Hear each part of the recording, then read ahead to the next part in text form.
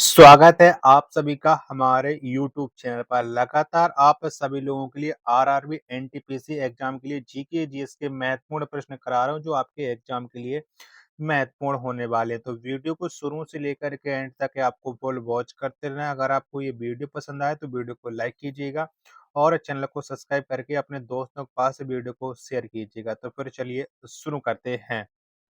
तो पहला प्रश्न आ जाता है कि इंटरनेशनल हैप्पीनेस डे किस तिथि को मनाया जाता है? तो कब मनाते हैं? तो इंटरनेशनल हैप्पीनेस डे है, ये प्रत्येक वर्ष है 20 मार्च को मनाते हैं, यानी एक का सी ऑप्शन राइट आंसर है हो जाएगा। दूसरा प्रश्न आ जाता है कि बगलिहार बांध परियोजना किस नदी पर है? तो कौन सी नदी पर है? तो बगलियार बांध परियोजना है, ये चिनाब नदी पर है। 2 का सी ऑप्शन करेक्ट आंसर है हो जाएगा। तीसरा प्रश्न आ जाता है कि नेपाल का संविधान कब लागू हुआ? तो बताओ कब लागू हुआ? तो नेपाल का जो संविधान है ये लागू हुआ था 20 सितंबर 2015 को। 3 का बी ऑप्शन है वो राइट आंसर है हो जाएगा। चौथा प्रश्न आ जाता है कि नेपाल की सबसे लंबी नदी कौन है? तो कौन सी है? तो नेपाल की जो सबसे लंबी नदी है वो कर्णाली है। 4 का सी ऑप्शन है वो करेक्ट आंसर है हो जाएगा। पांचवा प्रश्न है कि सूर्यकिरण युद्ध अभ्यास किन दो देशों के बीच होता है? तो कौन कौन से दो देशों के बीच में होता है? तो सूर्यकिरण का जो युद्ध अभ्यास है ये भारत और नेपाल के बीच में होता है। 5 का सी ऑप्शन करेक्ट आंसर है हो जाएगा। छठवां प्रश्न है कि प्रधानमंत्री उज्ज्वला योजना की शुरुआत कब हुई? तो बताओ कब हुई थी? तो प्रधानमंत्री उज्ज्वला योजना इसकी जो शुरुआत है वो 1 मई 2016 को हुई थी। 6 का बी ऑप्शन है वो राइट आंसर है हो जाएगा। चलिएगा अगला प्रश्न है प्रश्न संख्या 7 है आपके सामने कि संघ लोक सेवा आयोग किस प्रकार की संस्था है? बताओ ये कैसी है? तो संघ लोक सेवा आयोग यह एक संवैधानिक संस्था है। 7 का सी ऑप्शन है वो करेक्ट आंसर है हो जाएगा। चलिएगा अगला आठवां प्रश्न है आपके सामने कि भारत के कितने राज्यों में विधान परिषद है? तो बताओ कितने राज्यों में? तो भारत के टोटल 6 राज्यों में विधान परिषद हो जाएगी। 8 का बी ऑप्शन करेक्ट आंसर है हो जाएगा। चलिएगा नौवां प्रश्न है आपके सामने कि पंचायत स्तर पर राज्य सरकार का प्रतिनिधित्व कौन करता है? तो बताओ कौन करता है? तो पंचायत स्तर पर राज्य सरकार का जो प्रतिनिधित्व है वो ग्राम सेवक करता है, यानी 9 का डी ऑप्शन करेक्ट आंसर हो जाएगा। 10वां प्रश्न आ जाता है कि भारत के प्रथम लोकपाल की नियुक्ति कब की गई थी? तो बताओ कब हुई थी? तो भारत के प्रथम लोकपाल की जो नियुक्ति है वो 2019 में की गई थी। 10 का डी ऑप्शन देने वाले सभी लोगों का करेक्ट आंसर है हो जाएगा। 11वां प्रश्न आ जाता है आपके सामने कजाकिस्तान की नई राजधानी कहाँ पर स्थित स्थापित की गई? तो बताओ कजाकिस्तान की नई राजधानी कौन सी हो जाएगी? तो ये नूर सुल्तान हो जाएगी। 11 का बी ऑप्शन देने वाले सभी लोगों का राइट आंसर हो जाएगा। 12वां प्रश्न है आपके सामने कि राजा मिहिर भोज किस राजवंश से था? तो बताओ कौन से राजवंश से संबंध रखते ये राजा मिहिर भोज? तो इनका जो संबंध था वो गुर्जर प्रतिहार वंश से था। 12 का ए ऑप्शन करेक्ट आंसर हो जाएगा। 13वां प्रश्न है आपके सामने कि सैयद राजवंश का संस्थापक कौन था? तो कौन था? तो सैयद राजवंश का जो संस्थापक था वो खिज्र खां था। 13 का डी ऑप्शन देने वाले सभी लोगों का करेक्ट आंसर है हो जाएगा। आशा करता हूँ कि आपको ये वीडियो जरूर पसंद आ रही होगी। तो वीडियो को आप लोगों ने लाइक जरूर कर रखा होगा, नहीं कर रखा होगा तो प्लीज कर लीजिएगा। और ज्यादा से ज्यादा आप लोगों का सपोर्ट चाहिए, बिना आपके सपोर्ट के कुछ नहीं हो सकता। लगातार मैं मेहनत कर रहा हूँ तो आप लोग बस सपोर्ट करते चलिएगा। 14वां प्रश्न हो जाता है आपके सामने कि मारफती किस देश की पारंपरिक लोक गीत है? बताइए कौन से देश का है? तो मारफती जो पारंपरिक लोकगीत है ये बांग्लादेश का है। 14 का डी ऑप्शन देने वाले सभी लोगों का राइट आंसर हो जाएगा। 15वां प्रश्न है आपके सामने कि भूटान का राष्ट्रीय पक्षी कौन है? तो बताओ कौन सा हो जाएगा? तो भूटान का जो राष्ट्रीय पक्षी है वो काला कौवा है। 15 का बी ऑप्शन देने वाले सभी लोगों का राइट आंसर हो जाएगा।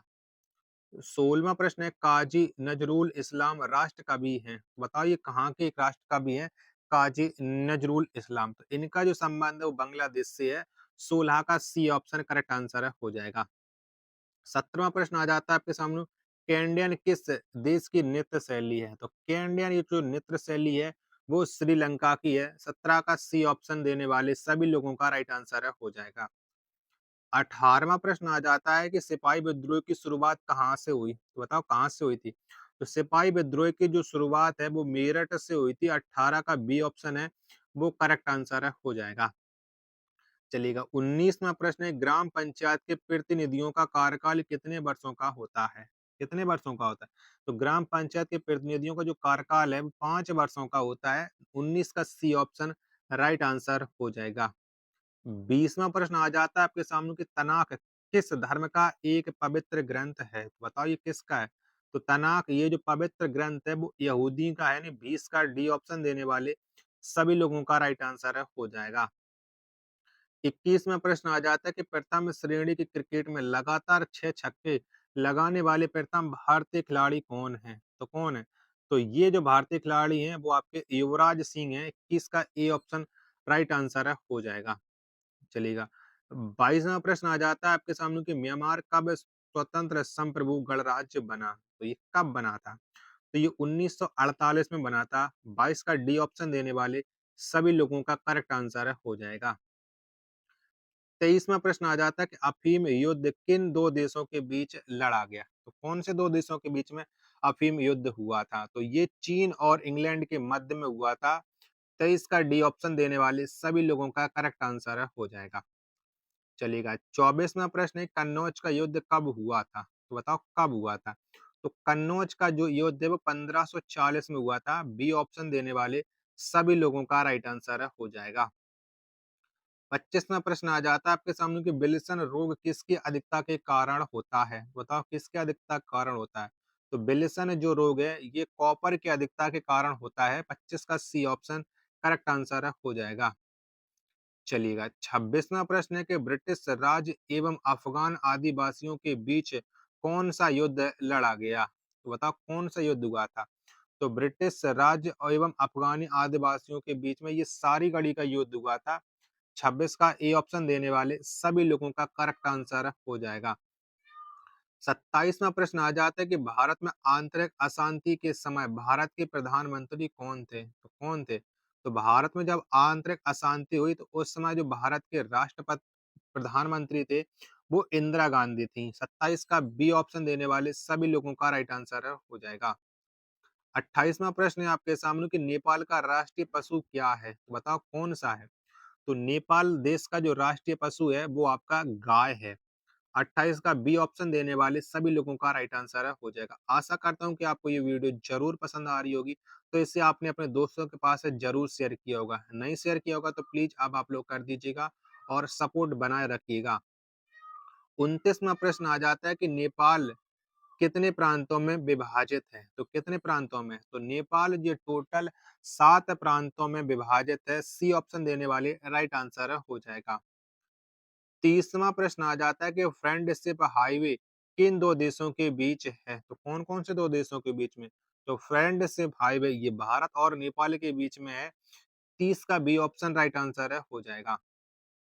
चलिएगा 31वां प्रश्न आ जाता है कि भारत श्रीलंका के बीच कौन सा युद्ध अभ्यास होता है?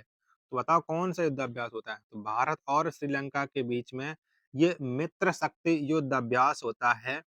31 का बी ऑप्शन देने वाले सभी लोगों का करेक्ट आंसर है हो जाएगा। 32वां प्रश्न आ जाता है कि बांग्लादेश की सबसे लंबी नदी कौन है? तो कौन सी है?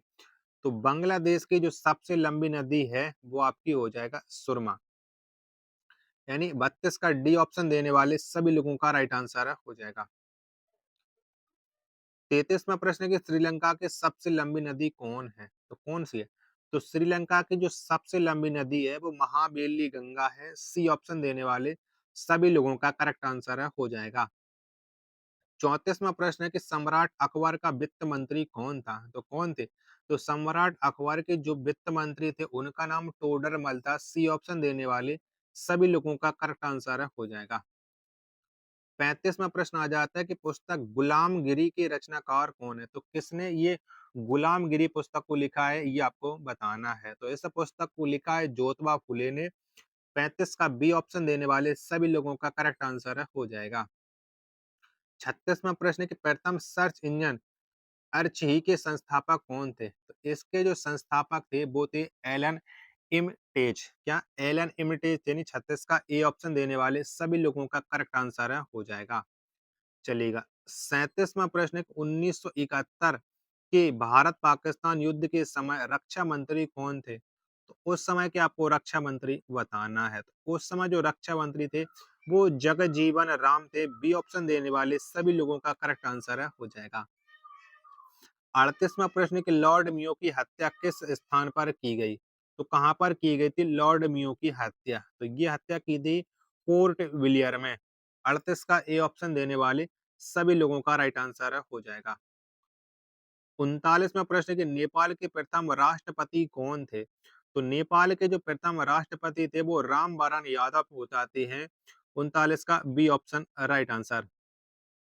40वां प्रश्न के पीएम नरेंद्र मोदी फिल्म के निर्देशक कौन हैं? तो पीएम नरेंद्र मोदी फिल्म के जो निर्देशक हैं वो उमंग कुमार हो जाते हैं, यानी सी ऑप्शन राइट आंसर हो जाएगा। 41वां प्रश्न के मित्र मेला क्रांति संगठन के संस्थापक कौन थे? तो मित्र मेला क्रांति संगठन के जो संस्थापक थे वो वीर सावरकर थे। 41 का डी ऑप्शन राइट आंसर है हो जाएगा। 42वां प्रश्न है कि पशुपतिनाथ का मंदिर कहाँ पर स्थित है?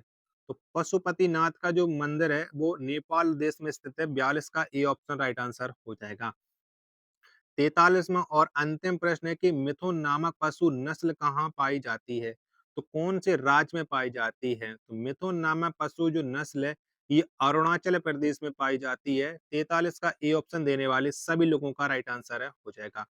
आशा करता हूँ कि आपको ये वीडियो जरूर पसंद आई होगी। तो वीडियो को आप लोगों ने लाइक किया होगा, नहीं किया होगा तो आप कर दीजिएगा। मिलते हैं फिर अपने एक और नेक्स्ट वीडियो के साथ, तब तक के लिए धन्यवाद। जय हिंद, वंदे मातरम।